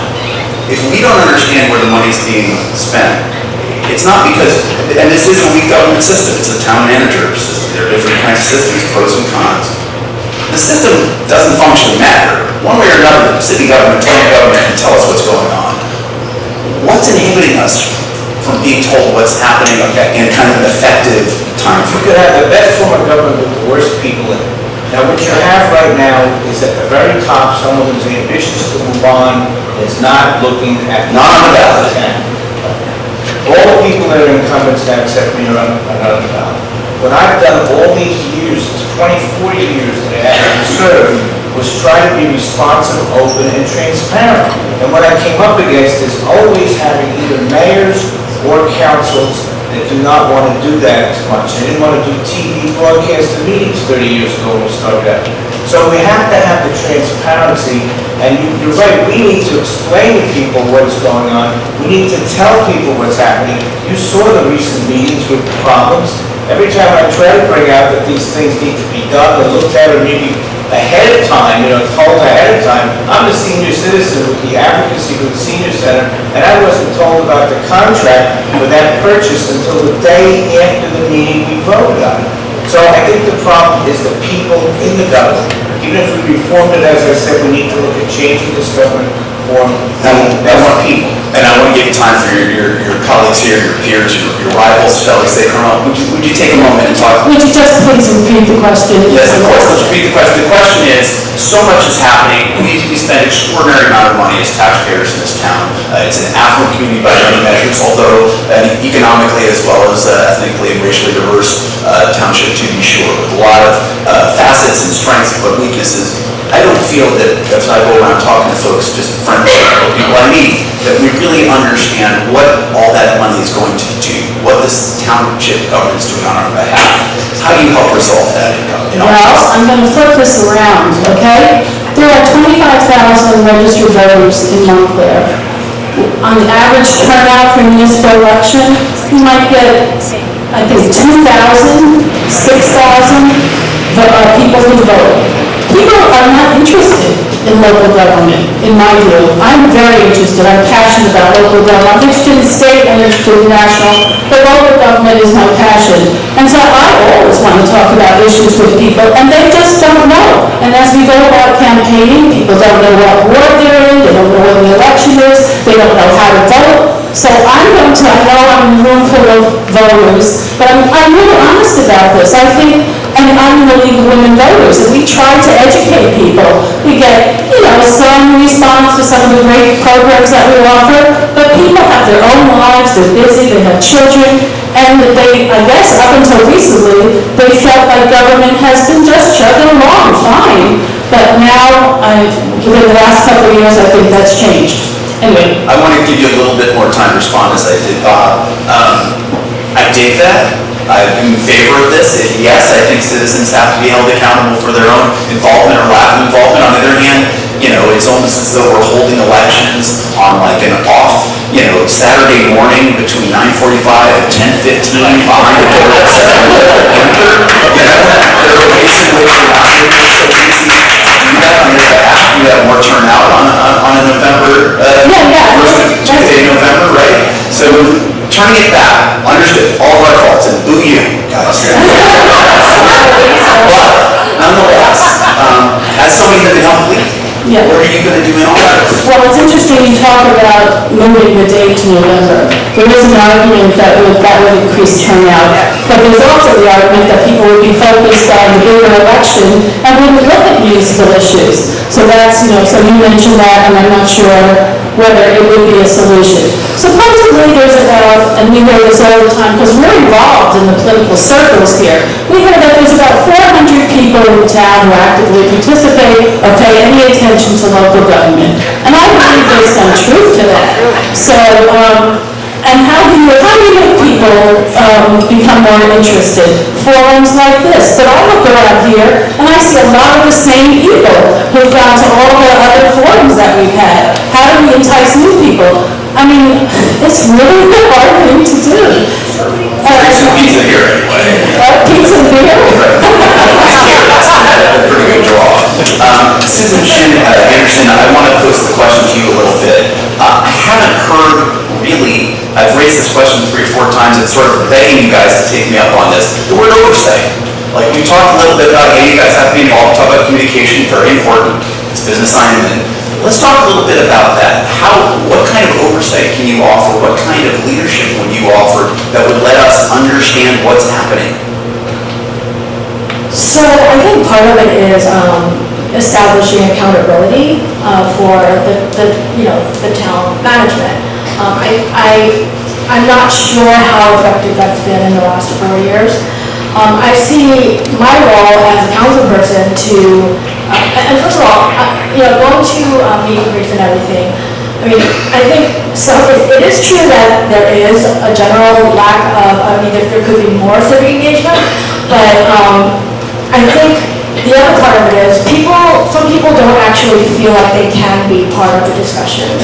So that is something that I think that we as council people can encourage more of and have more opportunities for conversation. But the council's responsibility is to establish accountability for the town manager and make sure that each of the departments are also held accountable to share information. A lot of times people don't even understand which department is responsible for what. So that is our job to help facilitate that knowledge. Susan, I'll stay with you for a moment. We currently have an acting town manager who's hired, I believe, essentially to go through the election in a few months past, and then the new council gets to decide whether to keep him. He has an interest in pursuing some reforms. He hopes to, at some point, have the money to repair the decaying infrastructure at the police department and the town hall itself, as well as build up certain structures. Obviously, the council gets to set that stuff. Why are we at that point from your view? Somebody looking at this. Why are we at the point where the police department has literally crime tape blocking off areas of headquarters because they're not allowed to go in it because things are going to collapse on them there? Why are we seeing that kind of infrastructure in a town that's wealthy? And what do we do about it without creating an impossible tax burden? To be honest, I don't know exactly what those answers. I don't really know how to answer that question. In general, I think many of the town facilities appear to me to have been neglected for a long time. Claire Anderson is another example. So, and the township building. We're going to have to deal with a lot of competing priorities, and for some of these, if they've been neglected for a long time, we have to look at, how are we going to prioritize, and how are we going to make these improvements happen. So I don't know if that's a satisfactory answer to a lot of you. I'd like to know more about it, but in general, I think a lot of the facilities are crumbling. The parks, the swimming pools. I hear this a lot during my meetings, and I would like to see how we can start addressing each of those, priority by priority. Carmel, this is a town, as I mentioned earlier this evening, that is in some ways rich in intellectual resources. I was up at my university last month, and I met with various professors in urban planning, landscaping, traffic, and other kinds of issues. They were all sending their students scattered through the town and the county to make the betterment of the community as a way, they can get some course credit, but in reality, they're doing it as a form of good service, not for themselves. What might you do, what might you want the township to do to unlock the kind of capital that we have in this area? Yeah, it really is kind of okay that we don't use Montclair State University students more. We actually, in our good government team, we have a young man who's, he's the Democratic representative for students. I don't exactly know what his title is, but he represents students at Montclair State for the Democratic Party. And he volunteered to work on our campaign, which I thought was great. I don't know how he heard about us. I think he's involved in county stuff. But that's the kind of thing, that's the kind of experience that students can get if we open the door for them. And I think there are other places where there's internships done. I don't know why we don't do it in local government. I haven't been involved on the council, but I think that would be a great thing. Use the students in local government. Give them tasks to help out with. I think Bob's Yeah, sure. Bob, so obviously you have ties to Montclair State, quite correct? That student was in my class last year, he still owes me a term paper. However, my wife said about that. But the students like him, as a political science major, are interested in government. Okay? I teach a class called Government Problem Solving in the Public Administration part of Montclair State. And President Capel, who's been here only a year and a half or so, wants to do a lot more with Montclair, just as you suggested, with students being placed. Now, he has a priority of helping Patterson and Newark right now. That's the priority the university had.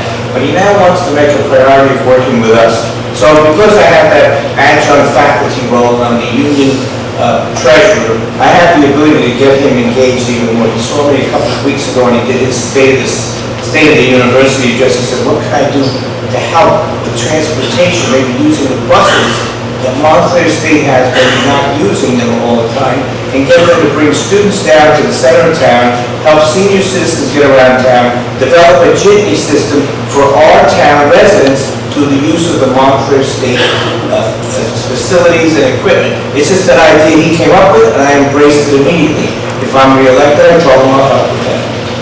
Bob, I'm sorry, I just want to ask one quick thing, Bob, and because of your experience in public life and public service, I feel comfortable asking you this. I mean this in a non-acrimonious way, but you've been serving the community in public office for about a generation, right? Fair to say. You've had ties to Montclair State for years. Why haven't we unlocked this before now? Well, I don't want to be negative. President Susan Cole, I've worked with her for 22 years. She may have had a slightly different philosophy of involvement than President Capel does. He was from the Arizona, he had a whole college that he was head of that dealt with community service. The whole college function was dealing with, in Phoenix, I believe, community service. He came here with the knowledge and the experience to involve us more. So we've had involvement. I don't want to disparage the university. We've had a lot of involvement, but it's one president transitioning to another and coming in here. When he did arrive, I talked to him immediately about getting more involved, and he wants to do that. He just appointed a sustainability officer for the university, who's brand new to North Harriet. He and his wife moved near Tierney's.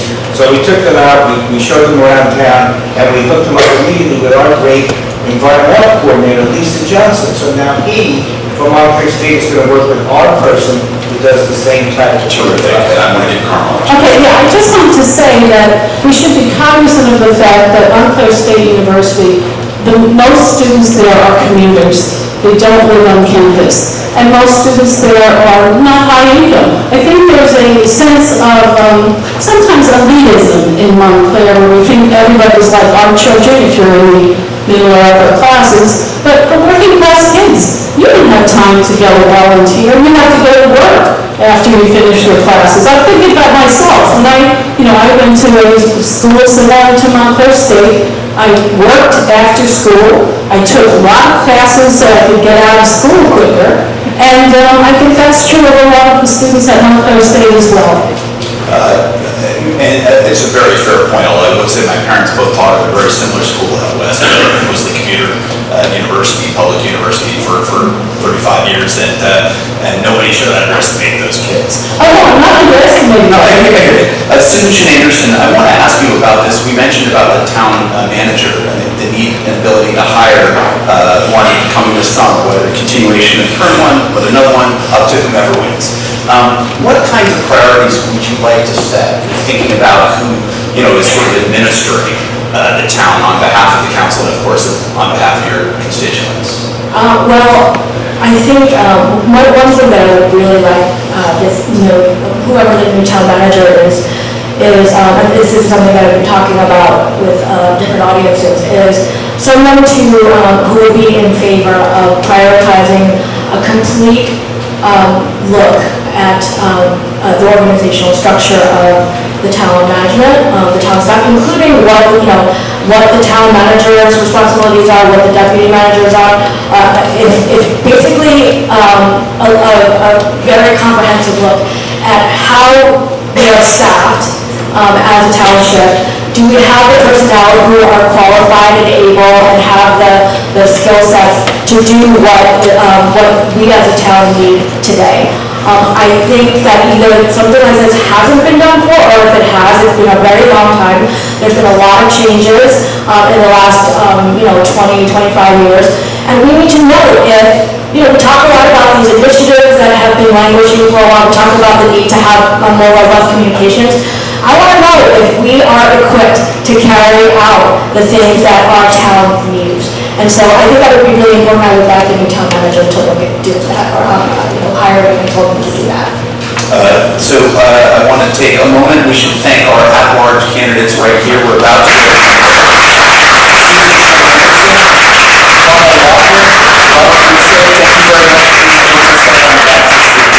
Thank you all. We have now our mayoral candidates, Chrissy Thomas and Renee Baskerville.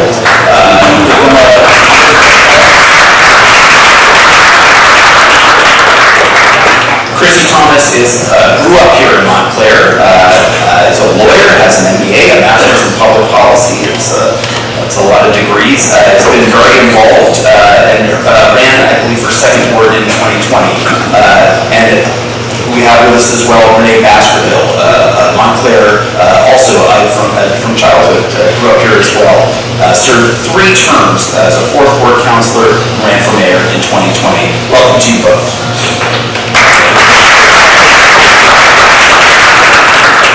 Renee, let's start with you. I'd like to ask the question that I asked a number of the folks before. How does Montclair look different in 4 years as a result of your leadership? It looks very vibrant, and it looks green, and it looks balanced. Vibrant, green, and balanced. I like it. Let's go on. You intrigue me. Say more. In terms of, I'm very, very interested in environmental issues. And for everything that we do in the township, whether it is thoughtful development or whether it's residential development, I'd like to see us really pay more attention to maintaining environmentally safe things. I'd like to see less cars around here. We've talked about parking. Every time I go around and talk to people, the main thing they're talking about is parking. Well, there's a solution. We need to try to create ways where people feel safe in the townships without driving. People on bicycles. Revisit the way we have transit in the township so that people have options, whether that's a jitney, whether that's Montclair Uber, I'm not sure, but those things are very important to me. Also maintaining the diversity in the township. I'd really love to see as many people from different backgrounds here when I'm done as I do tonight, because it's amazing, that's important to me, and we have to maintain affordability in order to do that. You lead Montclair for 4 years to help lead the council as I'm a member of that council. How will Montclair feel different? What priorities will be stressed that might not be so evident right now? Okay. Could you share the mic, perhaps? Seems to be a little shorter. Okay. So, first I want to apologize for being late. My daughter was getting inducted into the Junior Honor Society at Buzz, and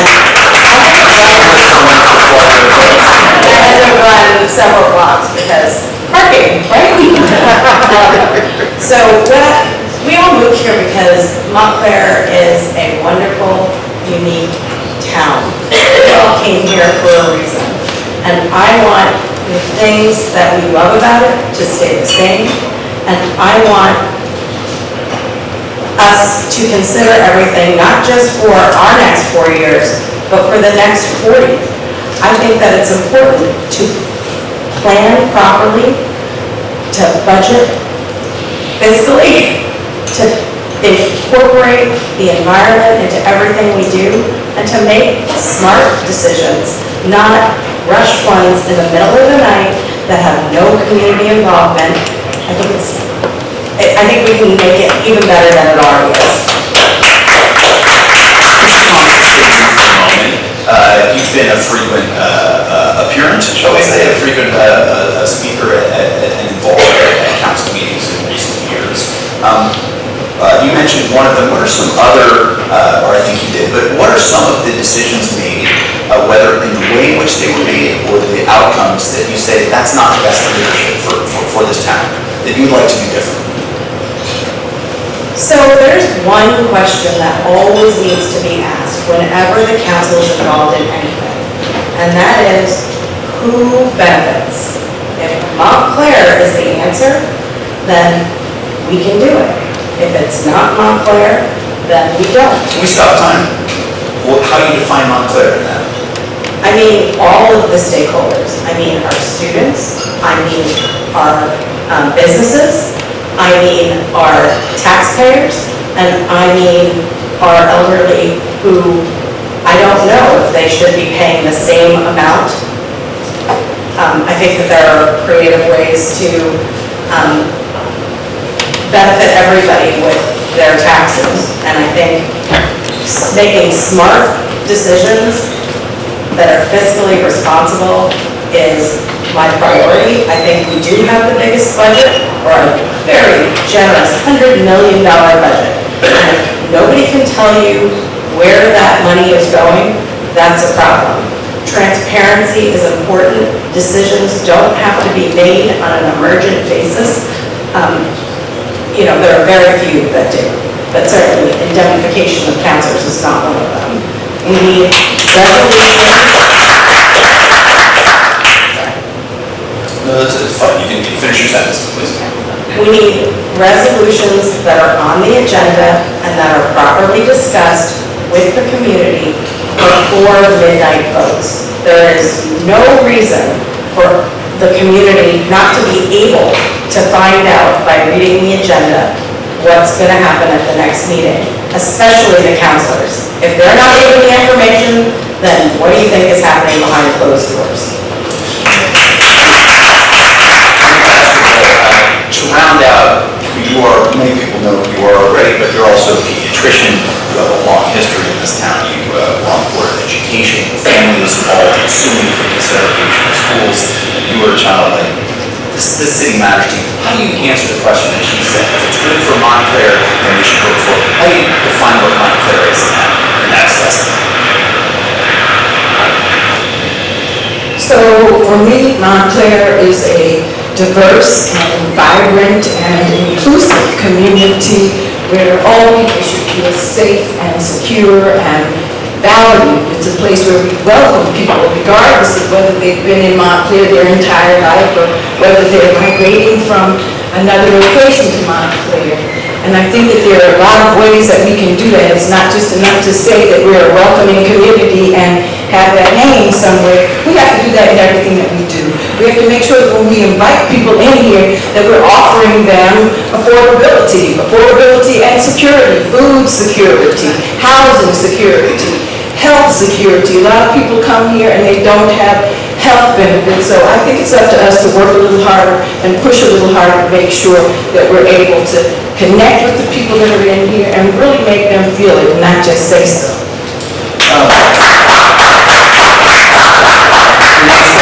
You apologize for your little sharing here, right? We've heard a little bit tonight about the desire from a number of candidates, and certainly questions I've gotten from a lot of your potential constituents about the desire for open and transparent government. As mayor, what concrete steps would you take to make sure that the council and the town government functioned in a more open and transparent manner? Well, that's something that during my tenure on council, I had community meetings once a month for 12 years. And during that time, what it did was it took us away from just coming out for an issue. I formed the topics that were going to be important to me for the year by inviting the community in and asking them, what are the topics that we want to concentrate on? I'd like to do something like that for the township, but I'd also like to use TV 34 more. We have a TV station at Montclair State University. We can do a lot more with those forums, including going back to newsletters. We can do, I heard someone already mention that, we can buzz people and let them know many things, but I don't want it to be centered around issues. I want it just to be because everybody's valued and should know. And so, couple of things that I'm going to do will start with the meetings and the TV and making sure that we show up. As elected officials, sometimes people say, well, it's a part-time job, and in their mindset, they focus on that. We need to show up. I noticed in the last couple of years, a lot of the council people really were not clear on the fact that this is a 24/7 job. It doesn't start. It is described as part-time. But in reality, if we're doing our job, we should be present and we should exemplify what we want the community to feel.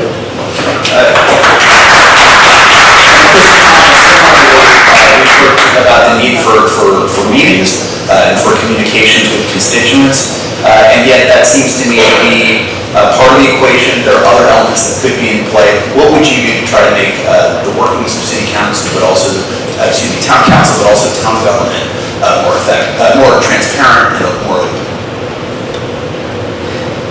So, we have a great, educated, awesome community that's full of knowledge. We also have underutilized commissions, committees, and boards. And they are supposed to have people like you that come and are interested and have issues, and you're supposed to be able to be involved. A town council meeting where you have 2 minutes to talk about an issue that you happen to be concerned about is not enough. We have to discuss issues that are important to you. I've learned a lot by walking all 4 wards. I know that there are a lot of issues that are important to all of you, and all of us, because I'm paying my taxes too. I'm worried about where they're being spent too. So transparency can be found by being able to look at agendas, but by them being honest and open, clear. So that Bob should never be not knowing what's going on. There should never be a resolution that's done just because somebody was named in a lawsuit that day. I mean, it's unreal, and that kind of stuff does not need to happen. We can hold people accountable, and they should be held accountable. The council is limited in what it can do. So let me press on one of the specifics. Let's talk a little bit about the way in which the council works when it comes to education. Obviously, there's been some disaggregation of how that works, right? There's a little bit more autonomy. People elected to the Board of Education. At the same time, what the town does, revenue, the policies and other things very much affect how our school system works as well. What can you commit to tonight to ensure, help ensure to the extent possible predictability of funding, but also smoothness of priorities so that people drawn to this community, people who want to stay in this community, can feel secure of the quality and consistency of education offered to their children and their neighbors' children? I went to public school here. My daughter goes to public school here. And the fact is that right now we have a limited ability to control what our elected board does. What we can do is work in partnership with the Board of Education to figure out what the priorities are. Like, is it building a baseball field, or is it making sure asbestos doesn't fall on kids at Michigan? I'm not sure how those decisions are arrived at, but I know that the relationship with the mayor and the council and the Board of Ed is an easy fix. We should all be communicating openly with each other. And the Board of Education rules are a little different than the town council rules. But I think that if we all work together and at open public meetings, and we have more of a partnership, we'll be able to balance our budgets and make strong choices and make sure that everything that we do benefits Montclair, our students and our residents and our taxpayers and our renters and our businesses. Renee Baskerville, same question. Obviously, the current mayor who's leaving office this spring has his own entanglements with the educational establishment and said, hey, I can't deal with it, not my problem. But it would be your problem as mayor in a sense. It might not have all the authority, but you'd be the titular leader of this town. What would you do? How do you make sure the funds are spent well? How do you make sure the funds are sufficient? How do you make sure we're not casting teachers overboard and then trying to claw them back? How do you help? The first thing I would do is to try to find out exactly what the budget is and where the funds are, and so that would require sitting down and reviewing that. I'm especially interested in going to the state level and actually having them revisit the funding formula for schools, because I've noticed that in this diverse community, because we have such gaps in economics, we have people that are making millions of dollars, and then we have a lot of people that are not making anywhere near that. And so unless they've changed this very recently, the formula doesn't take into account the numbers of students that we have that we need to get more resources for, because we disaggregate. We have a school district that I think is amazing, second to none. We provide for students the inclusion, we provide for students that may be learning on the AP, and we have students that may need a little extra help. All of that costs money, and the only way we're going to be able to do it right is if we petition the state and get them to change the funding formula. We are just about to go to our speed round, and then everybody can get up and have drinks. That would be good afterward. You especially. However, I want to ask a quick last question. Renee, you've been in public office served for a number of years. What lesson do you take from your experience there that you would carry with you as mayor?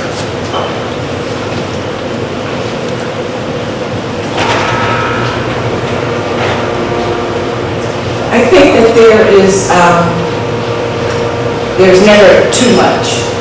People used to always ask me, oh, you're everywhere, you're here, you're there, when are you going on vacation? But I think if you are passionate about something, as I am about Montclair, there's nothing that I would rather do with my time right now. I really love this township, and I believe in the things that we say that we want. I believe in the diversity. I believe in the vibrance of our business districts, who are really cornerstone of everything that's great and good in the community. We're not even utilizing the things that are happening here enough. And so I learned there that as long as you are really thriving, as I do, whenever I talk about Montclair, it just brings such joy to my heart. And I was saddened when I was going house to house and people were telling me their children were looking forward to leaving, because when we left, we were looking forward to coming back home. There was no place like Montclair, and I still believe in that, and I still want to be here to be able to give whatever it's going to take for us to bring things back to the times that people feel the love and the joy and the security that I feel when I talk about Montclair. And finally, unless I'm very much mistaken, my recollection was 4 years ago, you ran on a slate with a mayoral candidate named Renee Baskerville. Why should the citizens of Montclair turn to you rather than her this time? Because I'm the better candidate that's more qualified to do the work as mayor. I am a leader. I worked in the White House. Can you tell us a bit about that role? I worked in the Office of National Service. We appointed the Daily Point of Light, which was a community service thing. I don't know if any of you remember, it was in the 80s and 90s.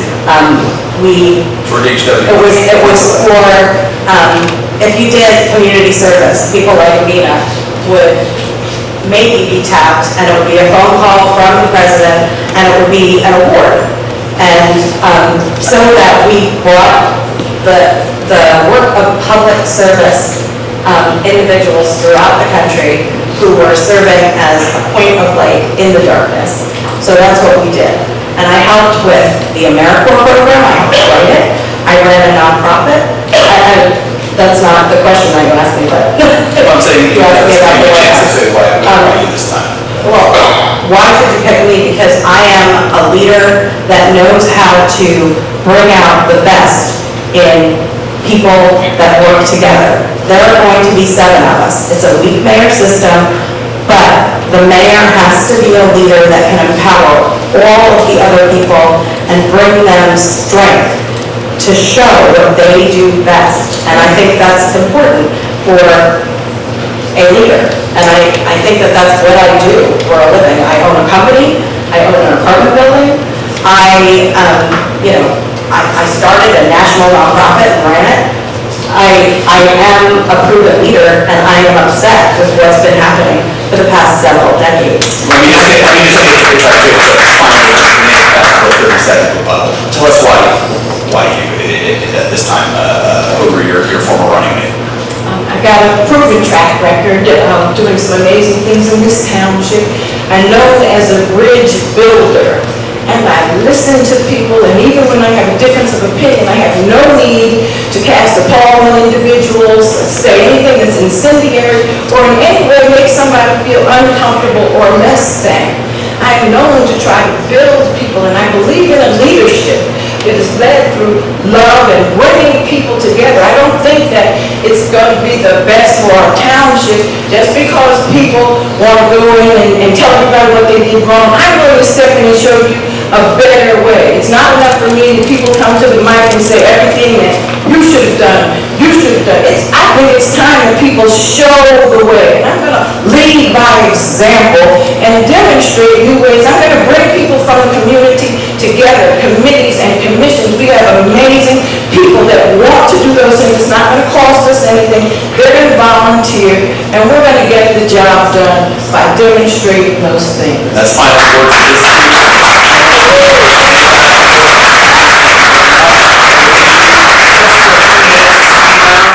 All the candidates are still here, so let us thank each and every one for staying. We hope you stay for much longer. We each get buzzers. Thanks to the good people of the Business Improvement District. The idea is that whoever buzzes in first gets I think, what do we decide? 30 seconds to answer? A minute? Sure.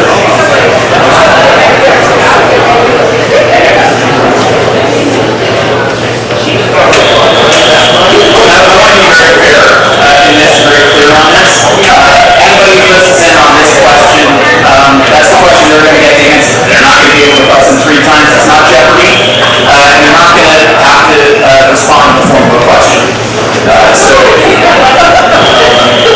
we do not buzz, there's moments when I'm going to want you to buzz, and I tell you all not buzz. We all have buzzers. Don't buzz. Just say it. We all have buzzers. We're all okay. And everybody's still here. So everybody's got one less of patience. Sense of humor, sense of civic spirit. Thank you for sticking around. We appreciate it. These are questions generated from readers, members of the audience tonight, people with a lot of time on their hands. Quickly, I would like to ask, let's talk about the nature of being a Montclairite. How long do you have to live in town to be considered a Montclairite? And how do you treat people one or the other? 3, 2, 1. 10 years. 10 years. So let us give points for honesty. Let's see how those constituents have been here fewer. Thank you very much. Let me see. We have one here. How do you bring fiscal sustainability at last to Montclair? Chrissy Thomas. You don't wait until May to do the 2024 budget. Here's one with national resonance. Are you ready? Should the town be in the business of owning and operating a skating rink? I think a lot of you Who will watch the watchdog? Please. Yes, absolutely. I think we should have to find some funding to support Clary Anderson Arena. We're very fortunate to live in a town that actually has an ice skating rink. Although the prior administration may not have put forth the effort to ensure that it would be maintained properly. I think if we can get it up and running to what it needs to be, that it can actually be a revenue stream for the community. And I'm a little prejudiced, class of '89, we are champions for our city. That's not right. All right. Thank you. We have another question here, probably from vested interest. I want to commit, I did not write this question. It says, what is your view on the township's responsibility to answer questions from residents and from journalists asking questions on behalf of residents? Let's just ask the question neutrally. Yes, Renee Basketball. I think we are responsible to answer questions and to answer them in as quickly a fashion as we can. I think it's a wonderful time when journalists take their time and present us with questions. I think you've seen that. You've seen that recently during the debate, and while I'm certainly not took away from the door to door, I think it was incredible, and I'd like to thank you all for doing that for us, because what it did, it made us focus on the things, and it allowed people to hear our responses that they wouldn't have heard. And so I think it's very important, and I think that when we have other elections, we should hope that we get people that are kind enough to step up and do the same thing. That's very kind. It's very key. Let me ask a question. This is not a buzzer question, it's just a question. Will each of you, or which of you will commit tonight to responding to make sure, either personally or by, through leveraging town employees, that if data is available, that you will ensure it be made public on request? These two ways come twice. So we get, one for the local people, they mentioned that. There you go. My phone number is on all of my literature. One question. People miss First Night Montclair, formerly produced by the township. Does anyone have an idea for how to bring it back? If you've not answered before, I think you get that one. Come on. David Place's been funding a lot of things. Maybe he would help with that. I mean, that's such a vibrant arts community that I think them getting together themselves to do it. First Night was absolutely terrific if you had never did it. It had all kinds of different art engagements and things you could participate in, and it was in lieu of getting drunk on New Year's Eve. But it was a whole lot of fun.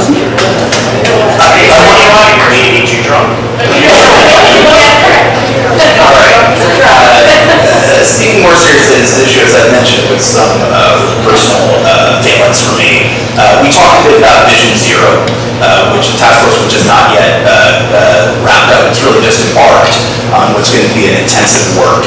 When we've talked kind of generally about that, these things can involve some pretty elaborate suggestions.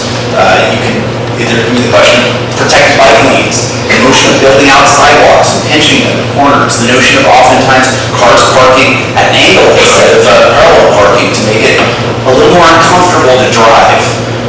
How willing are you to make it uncomfortable to go fast through Montclair in order to make it easy to go safely through Montclair? I think that's my question. Okay. I had this slogan, it's drive to 25 to stay alive, because if you go any higher than 25 on our roads, it's dangerous. And we got to have 15 miles, 10 miles an hour near the schools.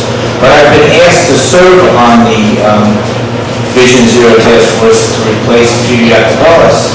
However, the council did not ratify that at the last two meetings, that somehow don't want me to be on it, I guess. But I'm going to be serving when my group gets elected, when the new council comes in, I'm sure. And I want to stop our speed problem that we have. It's very dangerous. It's got to be more enforcement. And when I was council in the first ward, we put more and more signs up along Park Street, was the request by residents to say 25 miles.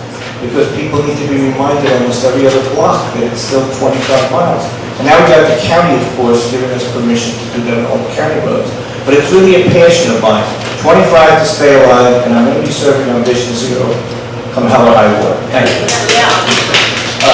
Thank you, Bob Russo. I want to sort of freelance follow-up question on that, but gets to be buzzed by whomever, except for those who have already buzzed in. That gets at sort of the enforcement side, but a lot of visions here is really about changing the way people think, changing the way people act before the police are involved. And to be honest, it puts a lot on the chief and his team to assume that they're going to just after the fact intimidate people from doing it by the fact that tickets is as important as element as this. How comfortable are you? I'm going to take that as a possible answer there. You better hope I was getting the question you thought. How comfortable are you in making people uncomfortable? Go ahead, Susan Shenandoah. I mean, it's definitely going to be it's a culture change for sure. But there are suggestions, I believe, in the Vision Zero Task Force recommendations about some, I think some pretty simple things that could be, sort of launched as a pilot, like more visible crosswalks. I think is a great example. Like this morning, earlier, I was driving in Glenridge on Ridgewood Avenue. There were yellow or orange cone things that look to be sort of, things that sort of are supposed to be traffic calming measures. So things like that. I think we can start with that and see how it goes and collect data on the effects of it. And these are things that I think we can sort of launch. And the final question, this speed round, the final question of the night. Buzzers at the ready, for those who have not answered. Why the heck would you want this job anyway?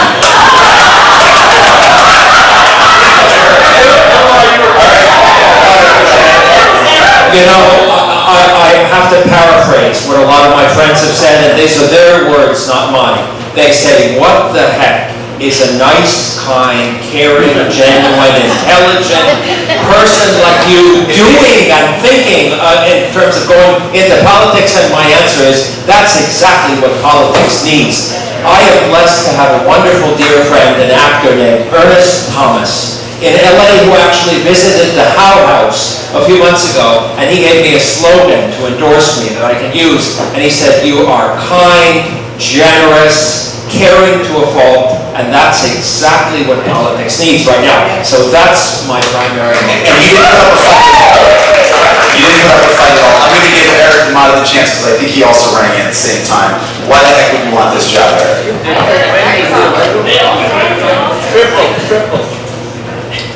Triple. It's not really why I would want it, but why I would be suitable for it and feel like I should step up and do it, which is that I'm not afraid. And you had asked the question earlier on, like, where does the money go? And people don't talk about it because they're afraid of talking about it. I will just answer that, people think that in Montclair maybe the budget is all going to some woke stuff or something. It's not. It's going to the fire department and the police department. That's the outsized budget line. And we don't talk about it because people are afraid of talking about it because it's a little difficult. I'm not afraid anymore. When I helped make the biggest change to the governmental order of this town in a generation, I got dragged and flamed. And so I've been through it before. So that's the main thing for me is that I'm willing to do these things and can give back because I never think that happens to me. All right, Eric D'Amato, Siobhan Gaines, Eileen Birmingham, Gilmar Vanderer, I'm going to get all these names right, Arhoon Williams, Roddy Moore, Wendy Tiburcio, if I may, Zena Floyd, Patricia Hurt, Amina Toller, Chrissy Thomas, Renee Baskerville, Carmel Lockman, Robert Russo, and Susan Shenandoah. Our thanks for standing.